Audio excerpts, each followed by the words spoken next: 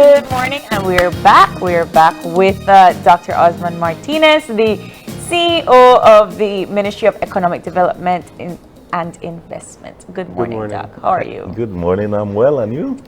Well, you know, Doc said he's busy but having fun. Yes. And I never heard that term before. I enjoy what I do. Okay. So let's get right into it, Doc. The economic development of Belize. Before we get into all of that, I know you went with the PM to Lisbon. Can you please give us a recap of how that trip was and what was discussed? Well, first of all, we stop in Brussels. And in Brussels, it is very important to note that the Honorable Prime Minister, John Briceño, was invited to speak at the European Development Day, EDD, you know? And he's the first Prime Minister of Belize that has ever been invited to speak at that forum. So that is huge for Belize. Why is huge? One, because the European Union is the biggest, well, not only the biggest, it's the only organization that gives grants to Belize. Over the last 30 years, the European Union has given to Belize around 500 million US dollars. And that is big. Yeah. You know, and in the last 10 years, the relation between Belize and the European Union was fractured to the point that the European Union, they weren't happy in Belize anymore. And no, they are not only happy, they are inviting our PM to speak on their biggest forum that they have in Europe. So that is very important. Secondly, we had the opportunity to speak with the European Investment Bank. If you are aware, presently we have issues whereby the way how inflation is being controlled or is being planned to be controlled is by increasing the interest rates for countries and consumers. So for countries like Belize that are in the developing stage, and more important, whereby our interest rates are already high for investors and consumers, higher interest rates are not the answer to inflation.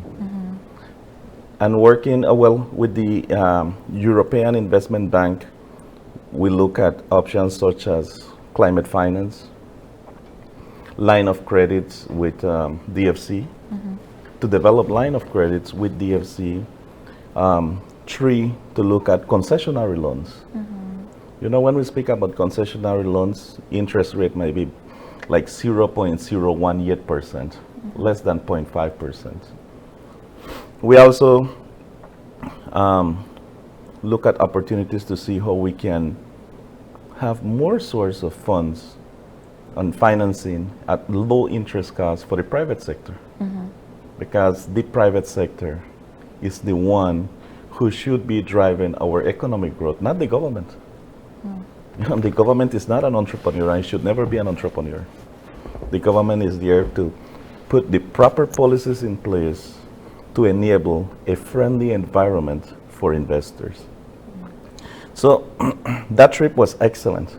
One, because like I said before, never before a Prime Minister of Belize have been invited. And secondly, because the European Union wants to hear about Belize's blue bond transaction, which is the only transaction that has been done in the world. And the Swiss environmental finance have described it as a unique transaction, and one that most countries want to hear about and want to learn from, especially countries that are in the same situation as Belize, you know, where there was high debt to GDP, where there was high unemployment, high poverty, and where the debt, the sovereign debt, is unsustainable. So then we went to Lisbon, In Lisbon, we had, but before we went to Lisbon, the Prime Minister was also, the EU has committed 17 million euros to Belize, which is almost between 36 and 40 million Belize, which we will start, we should start with implementation in sometime next year, anywhere between January and June of next year.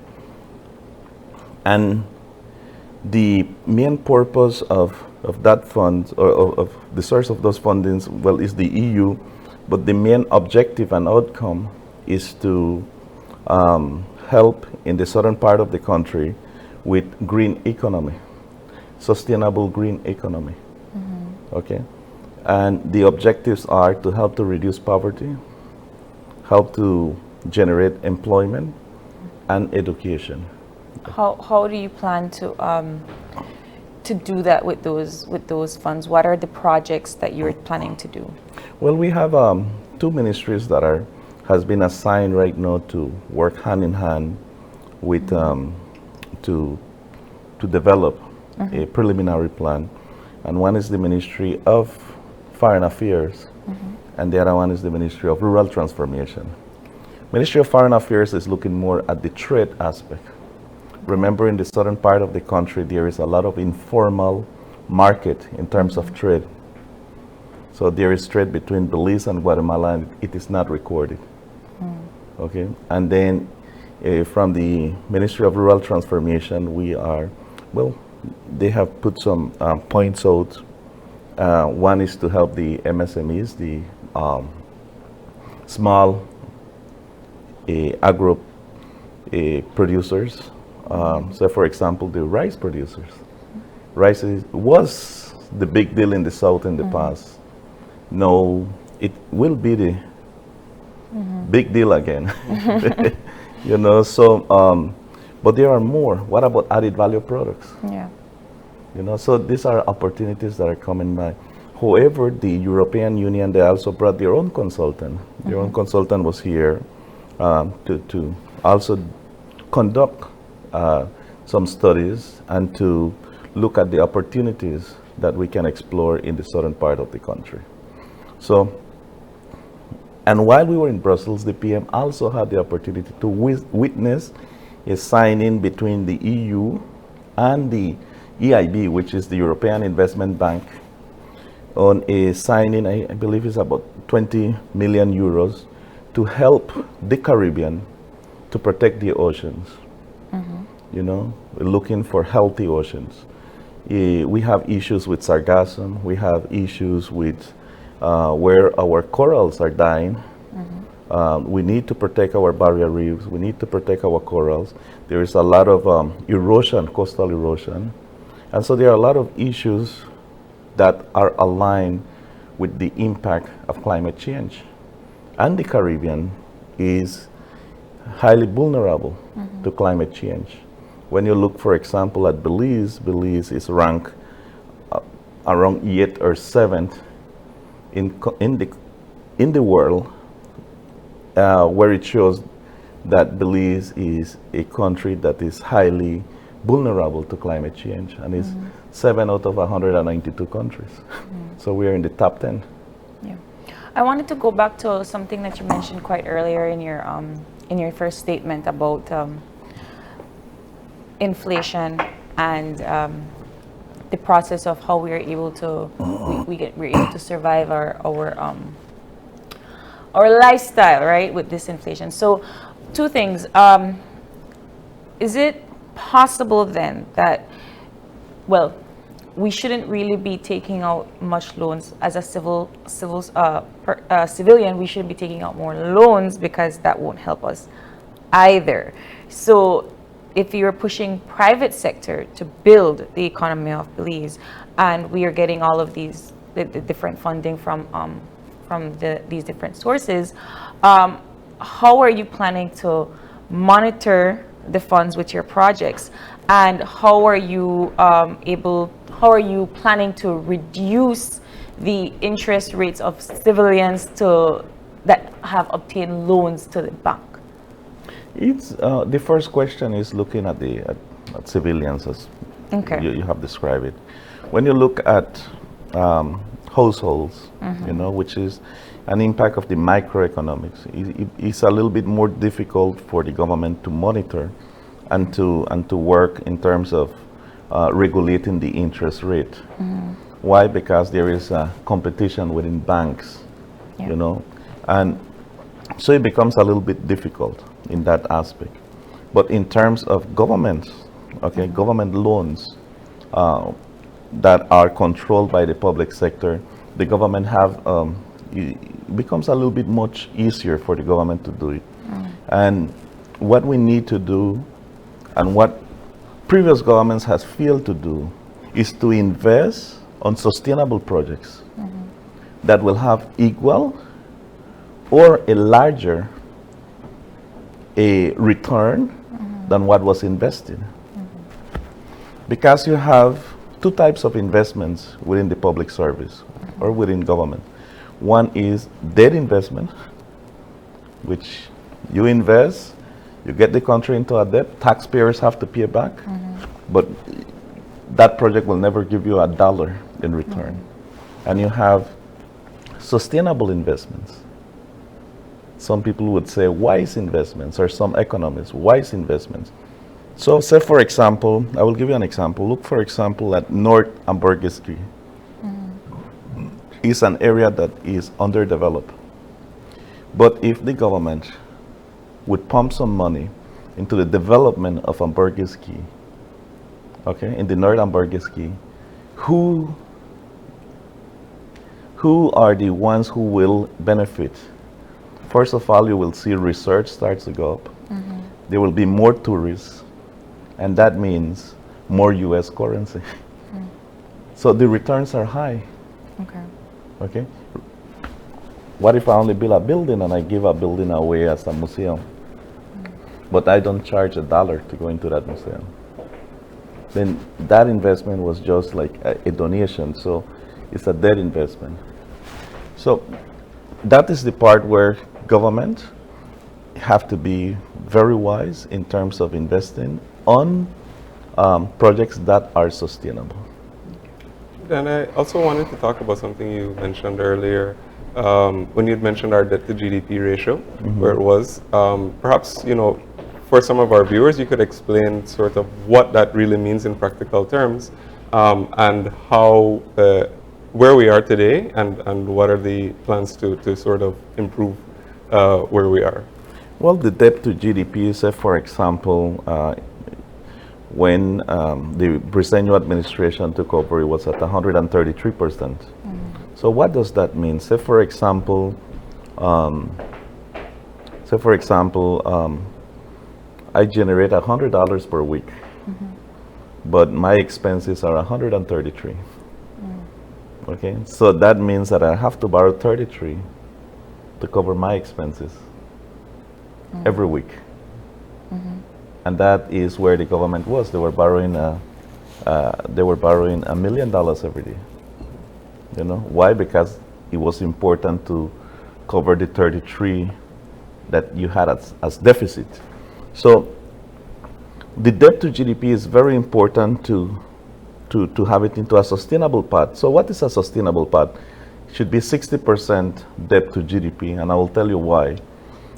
Why? Because if I'm getting $100 a week, but after I pay my utility bills, I bring in home food and everything, my expenses are $60. So I have $40. Yeah. Right? With this $40, no, I can maybe send my kids to a private school. Maybe I can send my kids to a private health system. Maybe I can improve my own security at home. I can start to transform my own house in doing some landscape, and the house will look much better. That is the same thing with the government. I mean, when your debt to GDP is too high, the fiscal space, there is no fiscal space, which means when someone asks you for scholarships, when someone asks you for free education, when someone asks you to improve the health system, citizen security, infrastructure, to improve the public service, it becomes a challenge. because there is no fiscal space. And a lot of times, some people believe that the government only prints money, but government does not print money. Governments survive out of the revenues that are being collected from tax. And if they are not well and properly managed, then there will not be, we won't have a good health system, citizen security, infrastructural development, reduction of poverty, protecting the vulnerable population, is setting proper safety nets for the most vulnerable people. So this is the issue when your debt to GDP is high. You said something that kind of struck me when you mentioned that increasing taxes does not help inflation. So speak to us about how taxes function in our society, and why is it that we are not able to afford a raise of tax? There is the laughter curve, which we learned in economics, that the higher the tax, actually there is a decrease on revenues for government. So if you were to increase tax to increase revenues for government, actually governments may end up collecting less revenues. Okay? Why? Because people would look at other options. One is contraband. Okay? So, for example, people that are living near the borders and everything would say, you know what, it's too expensive. But we already have that problem now. We already have it, Yes. exactly. We have, but it would increase. You know? So that is one problem. Two is that there will be, for example, what we experience in Belize, when you look at Pampers that are original and Pampers that are not original, then you end up getting a lot of fake products, maybe at a lower cost, you know. And so the optics of what we use and wear becomes of less quality. Okay, so that. But I was referring a little bit earlier on the increase of interest rates on the banks. Okay. Okay, once there is an increase of interest rates on the banks, it will help.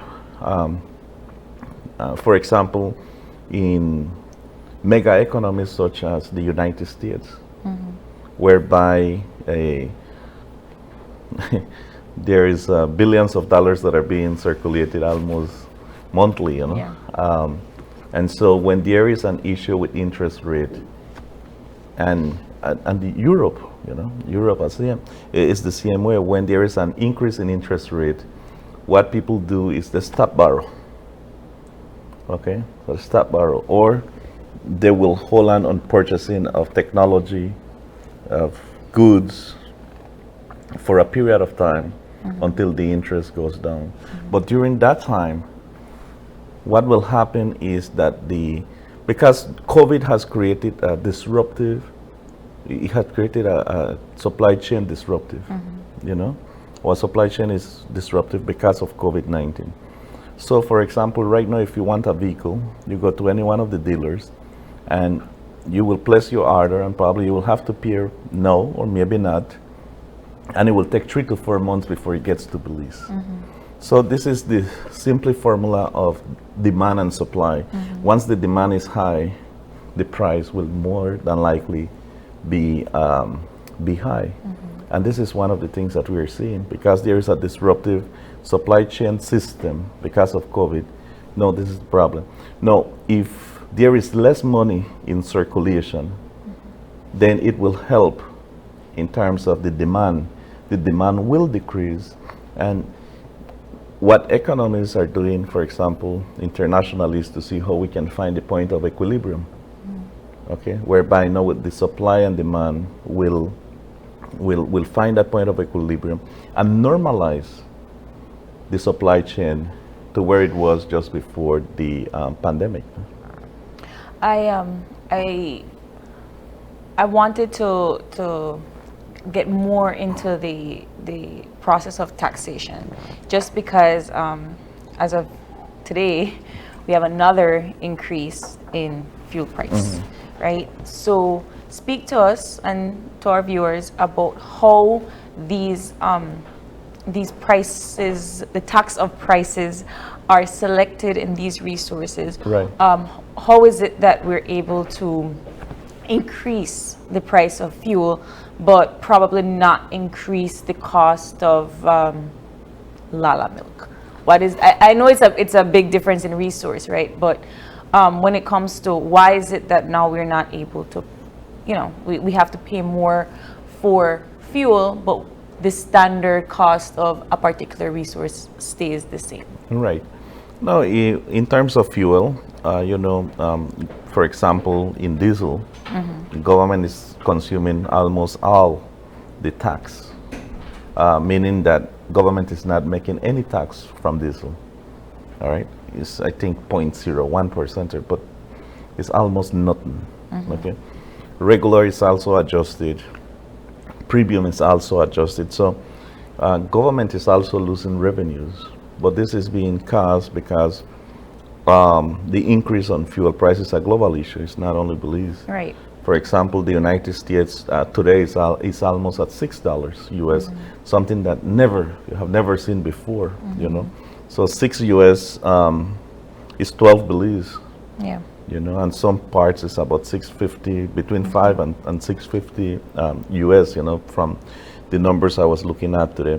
So we have a global issue, a global problem, and the method that is being used to control inflation is also method that is being used to, the objective of that method is to see if there will be a system that can help us to flatten the curve in terms of the price of fuel.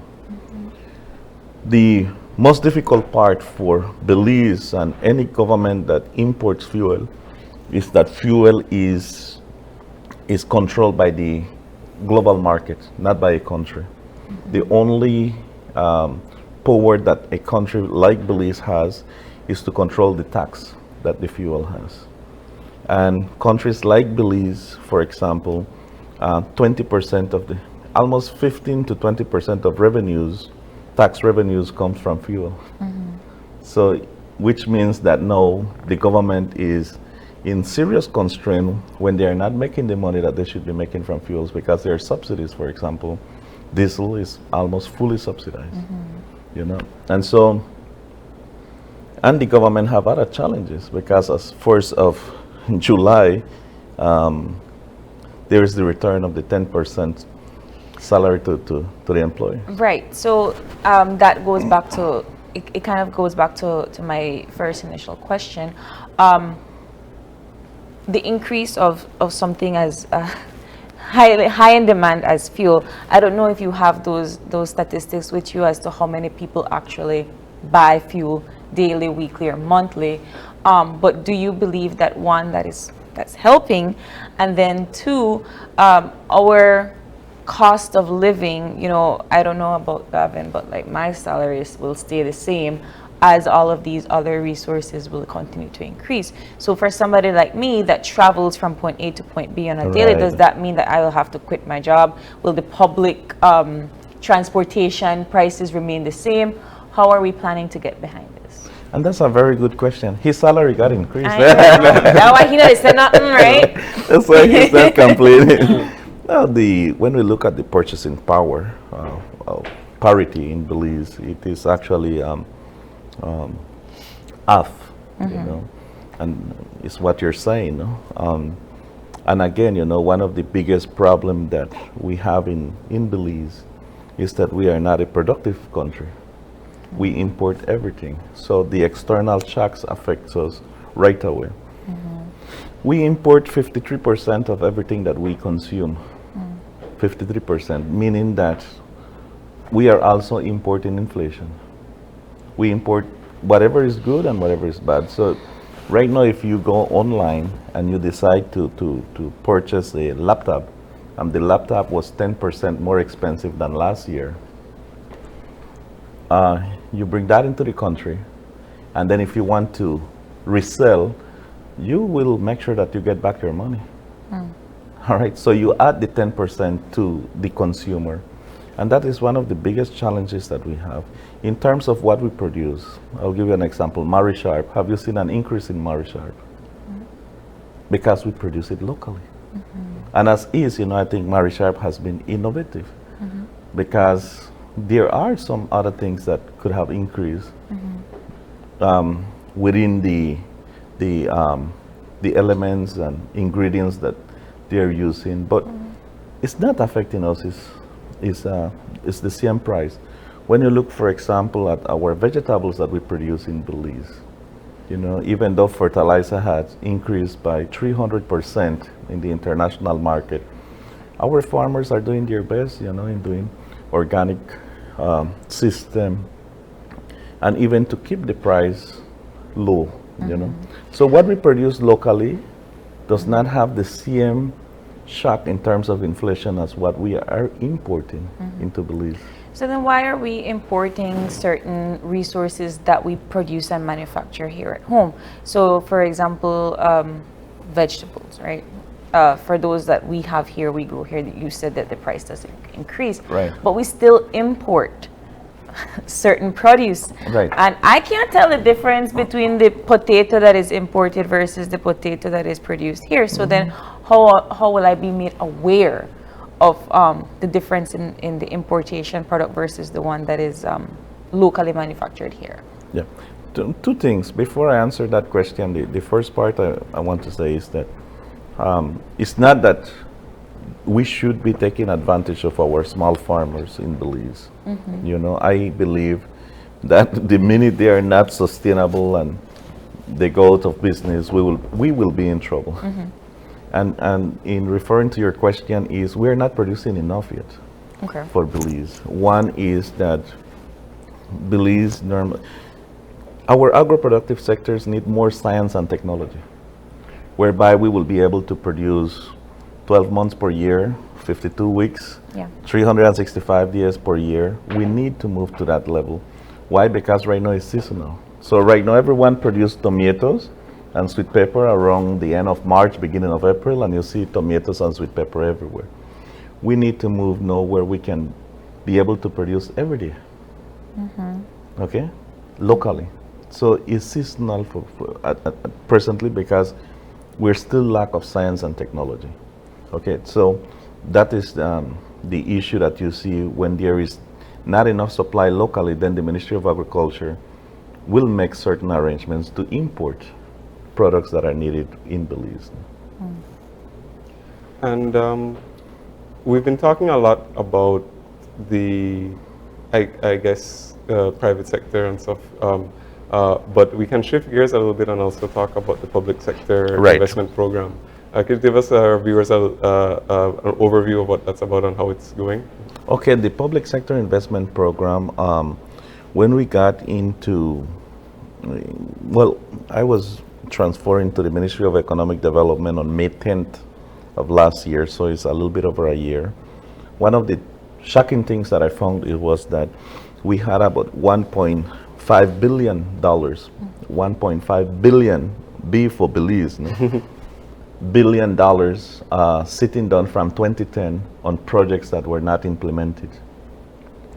Today I'm happy to say that when we compare our expenditures now and implementation process in comparison to last year, and that is Q1, which is quarter one of the year, January to March, we have increased spending by 7.25%, which represent about $8 million more. So we went about from $42 million that we spent it in Q1, which is quarter one, and now it's about around $56 million. But what is more interesting is, forget 2020, that was the year of the pandemic. When we look at 2019, we have increased spending when we compare 2022 to 2019 by almost a 30%, 13.65%, and that is very important for Belize, no? Because that definitely helps us a lot.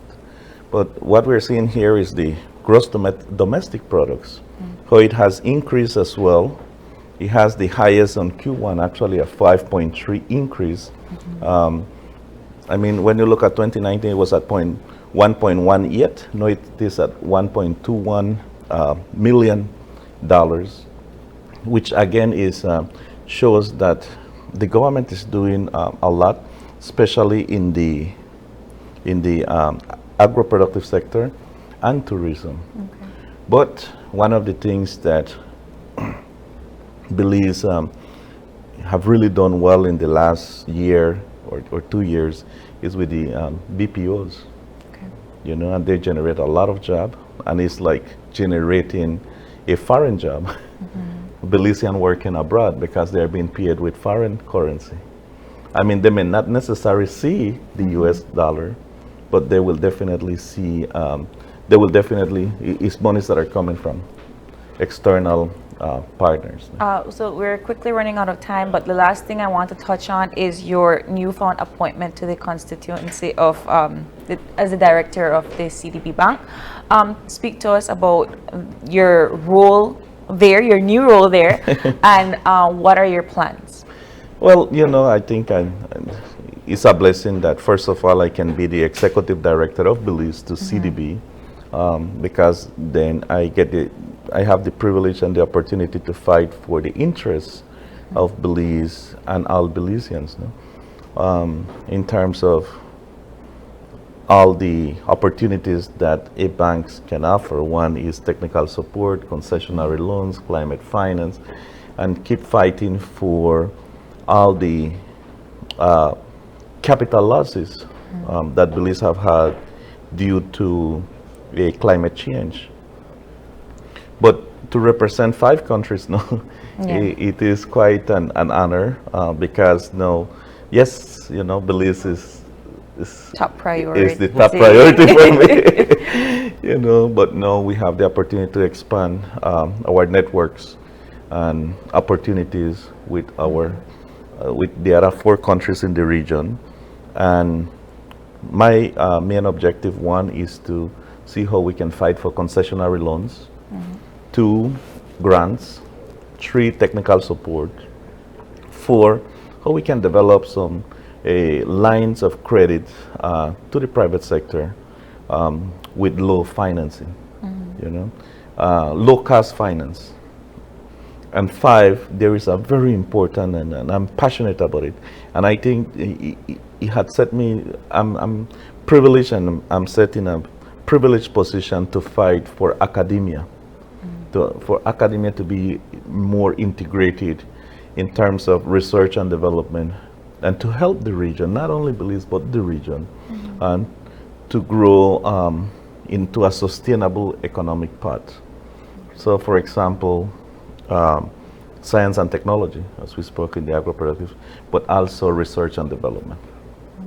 Yeah, research and development. That's not something that's properly implemented in Belize. In the region. in the region. Right. Any final words for our viewers, Dr. Martinez, before we close? No, well, I just want to say that, you know, that I thank God every day because I feel that I'm blessed, you know, but we all are blessed out there, you know, in our own ways.